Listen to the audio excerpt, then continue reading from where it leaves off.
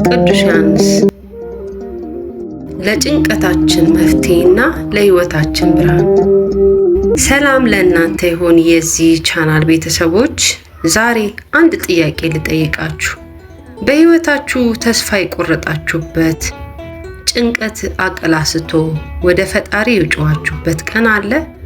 ምናልባትም ለምን እኔ ያላችሁበት ጊዜ። ዛሬ ከ1600 ዓመታት በፊት ይኖር የነበረ ቢሆንም ቃላቶቹ ግን ዛሬ ጠዋት እንደተነገሩ አዲስ የሆኑለት ታላቅ አባት ይዤላችሁ መጥቻለሁ። እርሱ ስለ ፍቅር ሲናገር ልብ ይረታል፣ ስለ ትዕግስት ሲያስተምር ነፍስ ይታደሳል፣ አፉ እንደ ወርቅ ይጥማል የተባለለት የታላቁ ቅዱስ ዮሐንስ አፈወርቅ ድንቅ መንፈሳዊ ምክሮች ዛሬ አብረን እንመለከታለን። እስከ ቪዲዮ መጨረሻ አብራችሁን ቆዩ።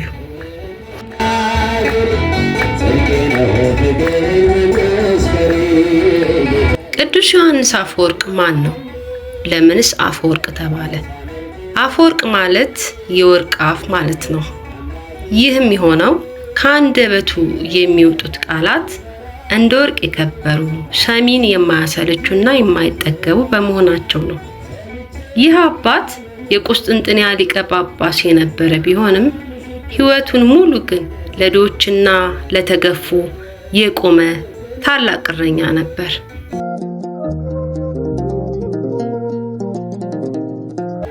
የቅዱሱ አባባልና ትንታኔዎች ስለ ጸሎትና ስለ ጭንቀት የተናገረው ጸሎት የነፍስ መልሕቅ ነው። ማዕበል ሲመጣ መርከቧ እንዳትናወጥ ያደርጋታል። ተመልከቱ፣ ሕይወት ማዕበል አለው። ማዕበሉ ሲመጣ መርከቧ ሕይወታችን እንዳትሰምጥ የሚይዘው ጸሎት ነው። ስንጸልይ ችግራችን ላይ ሳይሆን መፍትሄው እግዚአብሔር ላይ እናተኩራለን።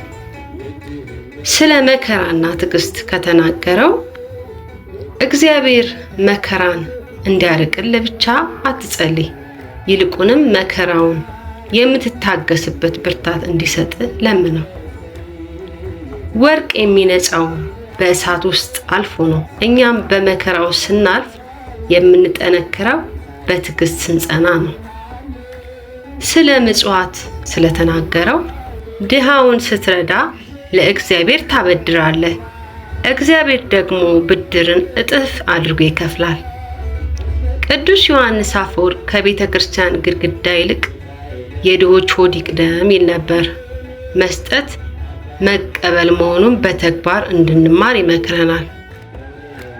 ስለ ባልንጀራ ፍቅርና ስለ ክፎች መጸለይ የተናገረው ጠላቶችህን ውደድ፣ ይህን የምታደርገው ለነሱ ብለህ ሳይሆን ለራስ ብለህ ነው። ምክንያቱም ሌላውን ስትጠላ ራስን በውስጥ ታቃጥላለህ፣ ስትወድ ግን ነፍስ ሰላም ታገኛለች ይለናል። ቂም መያዝ እሳት እንደመጨበጥ ነው። ቂሙን ስለቀው እጃችን ከቃጠሎ ይድናል። ቅዱስ ዮሐንስ የሚያስተምረን ይቅርታ ለሌላው የሚሰጥ ስጦታ ብቻ ሳይሆን ለራሳችንም የምንሰጠው ነፃነት መሆኑ ነው። ስለ ሀብትና ስለ ድሆች የተናገረው እውነተኛው ባለ ሀብት ብዙ ያለው ሳይሆን ጥቂት ነገር የሚበቃው ነው። ብዙ ያለው የማይረካ ሰው ከድሃው በላይ ምስኪን ነው። በዚህ ነጥብ ላይ ያለን ነገር ጥቂት ቢሆንም በዚያች ጥቂት ነገር ሌላውን ስንረዳ እውነተኛውን የልብ እርካታ እንደምናገኝ ይገልጽልናል። ስለ አንደበታችን ጥንቃቄ የቅዱሱ ቃል እንደተናገረው ከአፍ የሚወጣው ቃል እንደ ቀስት ነው፣ አንዴ ከወጣ አይመለስም። ስለዚህ ከመናገር በፊት ቃላትን በእግዚአብሔር ሚዛን ላይ መዝን። ስለ ቤተ ክርስቲያንና ስለ አንድነት የቅዱሱ ቃል እንደተናገረው ቤተ ክርስቲያን የቅዱሳን ሙዚየም ሳይሆን የኃጢአተኞች ሆስፒታል ናት። ማንም በበሽታው ወይም በኃጢአቱ ምክንያት ከመምጣት ሊታቀብ አይገባውም። ይህ ንግግር በተስፋ መቁረጡ ስላሉ ተመልካቾቼ ትልቅ ብርሃን ነው። ፈጣሪ ሁላችንንም እንደሚቀበልና ቤተ ክርስቲያን የፈውስ ቦታ መሆኗን ይገልጽልናል። ሰማይና ምድር ያልፋሉ፣ የቅዱስ ዮሐንስ አፈወርቅ ቃላት ግን ዛሬም በልባችን ውስጥ ሕያው ናቸው። እርሱ እንዲህ ይላል፣ ሁሉንም ነገር ስለ እግዚአብሔር ብለህ አድርግ፣ ያን ጊዜ ድካም ሁሉ ወደ ደስታ ይለወጣል። ውድ ተመልካቾቼ የዛሬው ቆይታችን ይህን ይመስል ነበር። የቅዱስ ዮሐንስ አፈወርቅ በረከት ረድኤት ከሁላችን ጋር ይሁን። ይህ ቪዲዮ ለሌሎች እንዲደርስ ላይክ፣ ሼር እንዲሁም ሰብስክራይብ በማድረግ አድርሱልኝ። በሚቀጥለው ቪዲዮ በሌላ መንፈሳዊ ርዕስ እስከምንገናኝ ሰላም እግዚአብሔር ከሁላችን ጋር ይሁን። አሜን።